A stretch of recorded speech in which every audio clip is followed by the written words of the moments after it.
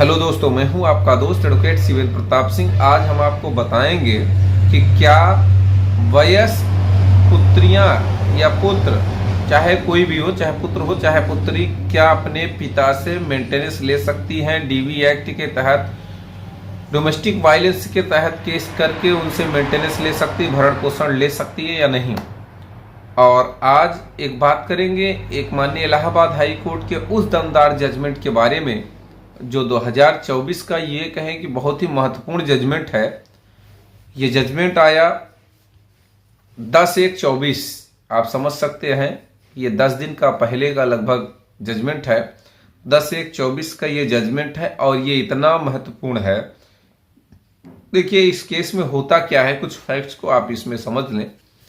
इस केस में माता की मृत्यु हो जाती है, पुत्रियां हैं, पिता ने दूसरी शादी कर ली, सौतेली माँ आ गई।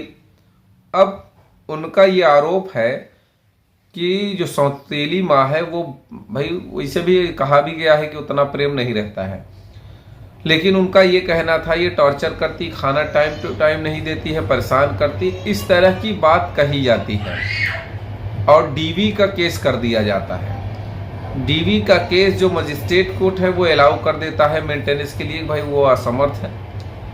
पिता के द्वारा अपील की जाती है, धारा 29 घरेलू हिंसा अधिनियम के तहत, वो अपील खारिज हो जाती है। उसके बाद हाई कोर्ट जाता है पिता, चैलेंज किया जाता है उसी ऑर्डर को, रिवीजन किया जाता है उस ऑर्डर को। अब सवाल ये है कि क्या मेंटेनेंस मिलेगा या नहीं। पिता द्वारा ये कहा जाता है कि भाई हमारे घर में रह रही हैं, हम ही इनका देख रेख कर रहे हैं, ये ट्यूशन भी पढ़ा लेती रही हैं, कोचिंग भी पढ़ा लेती हैं, उनसे भी इनका गुजारा भत्ता चल रहा है, बाकी हमारा ही खाना खा रहे, हमारे घर में रह रही हैं, सब कुछ इनको मिल रहा है, सारी व्यवस्था मिल रही है। ये अपने मामा के कहने पर ये केस कर दी है, यह आरोप लगाया जाता है पिता के द्वारा।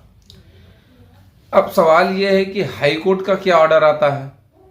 तो देखिए हाई कोर्ट ने कुछ केसों का हवाला दिया, जैसे कि ये केस आपको बताएं,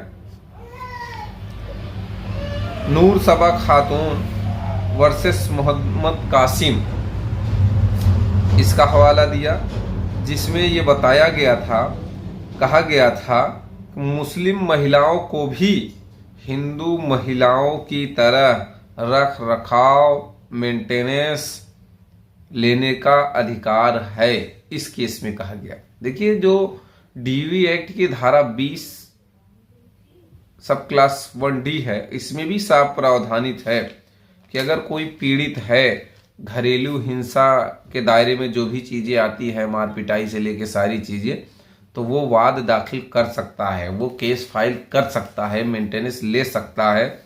एक दूसरे केस का हवाला दिया गया, Jagdish Juktawat versus Manju Lata and others 2002-5 SCC 422, जिसमें कहा गया था कि हिंदू दत्तक ग्रहण भरण पोषण अधिनियम के तहत धारा 20 सब क्लास 3 के तहत शादी तक वयस्क होने के बाद भी भरण पोषण की हकदार हैं।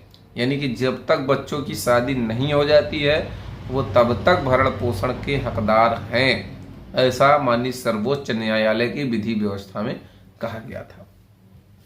अब बात कर लेते हैं अजय कुमार वर्सेस शारुति के केस में क्या हुआ था।